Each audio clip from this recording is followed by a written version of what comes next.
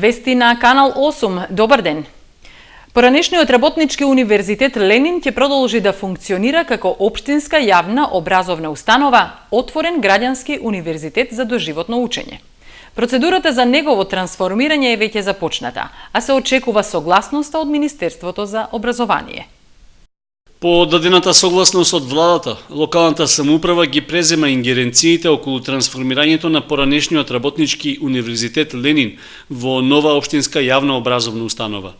Објектот во центарот на Кочани, што подолго време стои заклучен и не се користи, треба да добие слична функција како и поранешната. Просториите преминуваат во сопственост на општината, а таа ги презема и останатите ингеренции околу функционирањето и финансирањето на институцијата, при што незиниот назив ќе се трансформира во отворен граѓански универзитет за доживотно учење. Тој нема да представува класично училиште, туку установа што ќе овозможи стекнување дополнителни знаења и вештини, посебно за категориите граѓани кои имаат потреба од преквалификација или не го оформиле образованието по редовен пат. Општината си ја сработи својата работа, очекуваме само одобрение од страна на Министерството за образование за да можеме да ја извршиме пререгистрацијата, односно да формално премине во сопственост на општина Кочани. Според Димитровски, со решавањето на прашањето за работа на идната образовна установа се решава и статусот на досегашните вработени. Сите вработени кои што се таму ќе бидат превземени од ново формираната установа, ново воспоставената институција. Поранешниот раководител на работничкиот универзитет е задолжен да изготви статут со кој ингеренциите на ДИМО-тот, опремата и архивата на некогашниот работнички универзитет Ленин ги добива општината. Според законските одредби, предвидено е средствата за финансирање за работата на новата установа да се обезбедуваат од сопствени приходи за извршени услуги, од наменски дотации од буџетот на државата, од подароци и други донации. Во Македонија треба да се трансформираат 20 вакви универзитети, а со оглед на одвивањето на процедурата се очекува Кочанскиот да биде меѓу првите. Во основното училиште Малина Попиванова се одржа редовниот состанок на градоначалникот со директорите на образовните институции од општината. Главна тема за која се разговараше беше подготвеноста на училиштата пред стартот на новата учебна година и затворањето на паралелки поради лошата распореденост на учениците по училишта. Привршуваат тековните подготовки за прифаќање на учениците и училиштата подготвено ќе го дочекаат почетокот на новата учебна година. Таков е генералниот заклучок по средбата што градоначалникот ја одржа со директорите на образовните институции од општината, со одредени забелешки дека треба навремено да се реализираат набавките за огрев и бесплатен превоз. На средбата се разговараше и за приемот на првачињата и подготвеноста за реализација на наставата. Карактеристично за оваа учебна година е што, иако како и лани бројот на децата кои за прв пат ќе тргнат на училиште се зголемува, дел од паралелките ќе мора да се затворат. Распоредот на учениците е таков да во одредени училишта во населените места имаме многу повеќе, а додека во училиштето Раде Кратовче, посебно во подрачното нивно училиште во Нивичани, ќе бидеме принудени по една паралелка да намалиме. Тоа значи дека таму сепак имаме намалување на првачињата во тие училишта. Се очекува учебната година без проблеми да започне во основното училиште Малина Попиванова. Таму нема да има намалување на паралелките, со оглед што бројот на новозапишани ученици е приближно ист во последните неколку години. Спремни сме да ги примеме сите ученици со одредени корекции во училиштето, во договор и соработка со санитарниот инспекторат. Оние итни работи кои беа и неодложни се завршени, така да останува учениците и вработените да се го сработат своето во наредната учебна година. Специфично за нашата општина е што само за 2 години трендот на намалување на запишани првоодделенци е запрен, па веќе се забележува и пораст. Минатата година имаше 5 правачиња повеќе во однос на претходната, а за учебната 2013-2014 овој број е 10-кратно поголем.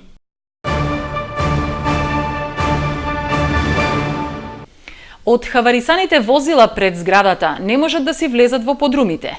Неподнослива реа се шири од неподвижните возила кои повеќе од 20 години се паркирани позади зградата на бетон.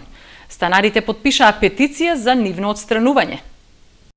Хаварисани возила дремат под зградите во Кочани. Со години лежат неподвижни и скапуваат неупотребливи. Не може никој да ја преземе одговорноста за нивно дислоцирање, затоа што возилата немаат собственици. Одземени се на царина. Станарите од зградата на Бетон мака мачат со искрашените возила. Им го одземаат просторот за приот до подрумите. Јас живеам тука, од зградата, тука може се види, тука живеам. Не смее човек прозор да отвори. Ова тука мачките спијат у колите, мочат, серат, смрде. Се има тука збиг. Може се види, ова е катастрофално. Ова преко 15 години најмалку стоат ови коли. Колите се у катастрофално состојба, гледате ли? Ова нема ни прозори, стакла, то врне до школата, смрде. То може најосновно секој да види. Ние тие сакаме тие коли да се дислоцираат од тука. А кој е надлежен, тоа баш ќе видим. Дали полицијата, дали царината, и тоа ќе видиме накнадно, и за тоа ќе направиме петиција, нешто ќе подпишеме. И адвокат ќе се договориме, ќе питаме што кој е надлежен, тоа се тргнат ови коли. Ова е тука катастрофа. Тука живееме 40 години. Овие коли што ги гледате позади нас, стојат веќе 20 години тука паркирани. По кој основ не ми е познато. Колите ни сметат за тоа што дел од станарите имаме подруми од оваа страна на зградата. Кога си докараме дрва за зимно време, немаме простор дека да придеме до подрумите да си ги унесеме дрвата. Од полицијата велат дека возилата не се под нивна надлежност, туку на царината, бидејќи биле одземени од нивна страна. Станарите собираат петиција за отстранување на хаваристаните возила пред зградата. Бидејќи не знаат каде да се обратат, петицијата и барањето ќе го поднесат до полицијата, затоа што сметаат дека тие се надлежни за тоа. 7 парцели од околу 250 хектари градежно земјиште ќе продава општина Чешиново Облишево. Согласноста за продажбата е добиена деновиве од владата. Градежното земјиште се наоѓа во местноста Свети Атанас и е предвидено за изградба на нови незагадувачки капацитети. Станува збор за земјиште на кое може да се инвестира во капацитет за производство од лесна индустрија. Огласот за продажба наскоро треба да биде објавен на веб страницата на општината. Секој заинтересиран купувач е добре дојден, особено што условите што ги нуди општината се многу поволни, смета градоначалникот Костадин Личков. Доколку интересот за купување на земјиште е задоволителен, тоа ќе значи и отворање на нови работни места и придвижување на стопанската активност во Чешиново Облишево. Градоначалникот Личко верува дека 7 градежни парцели брзо ќе бидат продадени, бидејќи нивната локација е привлечна. Атрактивноста на парцелите тоја темели на фактот што Чешиново Облишево на некој начин е централно позиционирана на мапата на Источна Македонија. Магистралниот пат поминува на средина од општината, а во прилог на оптимизмот на локалната самоуправа оди и позитивното искуство со досегашната продажба на градежно земјиште. Плевелот годинава му нанесе огромна штета на оризот. Земјоделците повторно на маки. Стравуваат дали ќе ги покријат трошоците за производство. Плевелот годинава го изеде оризот, тврдат оризопроизводителите од Кочанско. И по 4 пати прскање не успеале да го уништат. Црната сенка во оризовите полиња покажува дека овогодинешната реколта само ќе им ја зголеми маката на земјоделците кои уште сега се загрижени за откупот. Според оризопроизводителите, лошата година се должи на препаратите за уништување на плевел, кои што годинава се покажале како неквалитетни. Некои земјоделци биле приморани оризот и пред време да го искосат, за да можат почвата да ја подготват за нова сеидба. Сега бараат обештетување, но најправин експертско испитување на полињата.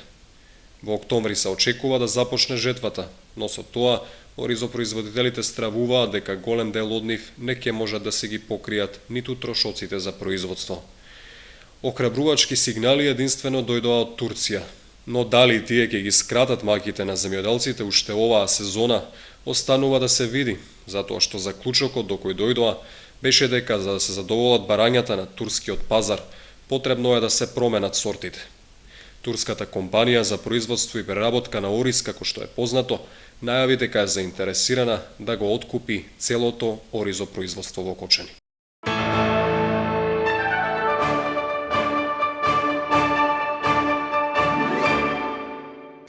Генетиката и лошата исхрана си го направи своето. Двојно го зголеми бројот на деца со аномалии на забите. Ортодонтите предупредуваат и на лошите навики кај децата, што се причина за појава на криви заби. Генетиката, исхраната и лошите навики се најчестите причини за зголемениот број на деца со аномалии на забите. Ако пред 10 години 15 на деца месечно имаа потреба од исправање на забите со протеза, таа бројка сега е дуплирана, велат ортодонтите.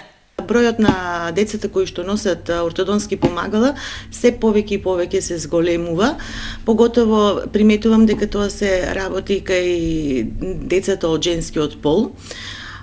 Причината за зголемувањето на децата кои што носат ортодонски помагала најверојатно се должи на неправилната исхрана која што ја имат во текот на растот и развојот нивен, а генетската малформација, односно децата најчесто наследуваат мали вилици од едниот родител, а крупни заби од другиот родител, така да доваѓа до тие ортодонски аномалии. Ортодонтите со полни раце работа, но имаат проблем со фондот од каде го ограничуваат бројот на протези што се на нивни терет. Сега со овој мој термин што имаме за кажувањето во септември месец, значи се уште сме август, мој термин кај мене е исполнет, значи до последниот момент, до последниот термин е исполнет, значи вкупно имаме околу 28 протези месечно во септември, а имаме право да работиме само 16 протези на фондот. Значи не сме во можност да дадеме комплетната услуга која што го сака населението поради ограничениот број на протези кои што ни го дава фондо, а преголемата побарувачка од страна на пациентите и на граѓаните од Кочани и од Кочанско. Николова вели дека матичните стоматолози се за пофалба, затоа што навреме ги забележуваат децата кои имаат проблеми со неправилност на забите и ги праќаат кај ортодонт, што не било случај порано. Ортодонтите предупредуваат и на лошите навики кај децата, што се причина за појава на криви заби. Паралелно со организирањето на втората етапа од манифестацијата Топол културен бран, во локалната самоуправа течат подготовките за традиционалната манифестација Денови на Кочанскиот Орис. Годинава таа ќе трае 10 дена, а на неа ќе гостуваат повеќе музички имиња од домашната поп и фолк сцена. Во втората половина на септември ќе бидат сконцентрирани настаните од манифестацијата Денови на Кочанскиот Орис, што годинава ќе се одржи по 22 пат. Организаторот, локалната самоуправа, веќе ги прави подготовките, со планирање на активностите и гостите што ќе учествуваат во културно-забавната програма. Како и во изминатите години, и годинава се планира да бидат повикани домашни музички звезди, кои во 10 денови додека трае манифестацијата треба да им овозможат забава на граѓаните. Клучните настани се веќе дефинирани и исто така и од прилика гостите. Значи, манифестацијата започнува на 18 септември, а завршува на 29 септември. Почнуваме како и обично, традиционално со изборот на жетварска убавица. Ке ни гостува Кристина Арнаудова и Тоше Филипов при изборот на жетварска убавица. Понатаму 21 септември е Оризовата Бела ноќ. Оваа година како гостинка имаме Дани и Драган Мијалковски и секако дел од нашите кочански музички групи. Покрај забавната музика, Деновите на Кочанскиот Орис на граѓаните ќе им понудат и настап на фолклористи од земјата и странство. Од фолклорни ансамбли имаме најава за гости од Србија, Црна Гора, Турција, Босна и Херцеговина. Секако овде ги ставаме избрат имените општини Сигеце, Миклош, Казанлък, Хрватска, Украина. Исто така оваа година очекуваме и делегации од Полска, од Словенија. Значи, очекуваме навистина богата манифестација со голем број на гости на денот на обичајот за жнејување, кој што ќе се одвива во село Горни Подлог на 29 септември. Ќе ни гостува специјален гостин, ќе биде Зуица Лазова и секако ќе настапат сите гости од државите кои што ќе ни дојдат, фолклорни ансамбли и други групи и ансамбли. Во меѓувреме, додека течат подготовките за Деновите на Кочанскиот Орис, актуелна е втората етапа на топлиот културен бран. Неа ја отвора концертот на сопранистката Вера Данилова, а в понеделник ќе продолжи со поетски хепенинг, струшки вечери на поезијата во Кочани, што ќе се одржи во местноста кај Дабот, кај селото Бели. Во вторник на програмата е фолклорната вечер, а ќе се организира и традиционалната ликовна колонија Свети Пантелеимон. Манифестацијата завршува в петок со концерт на класична музика на триото Strings од Штип.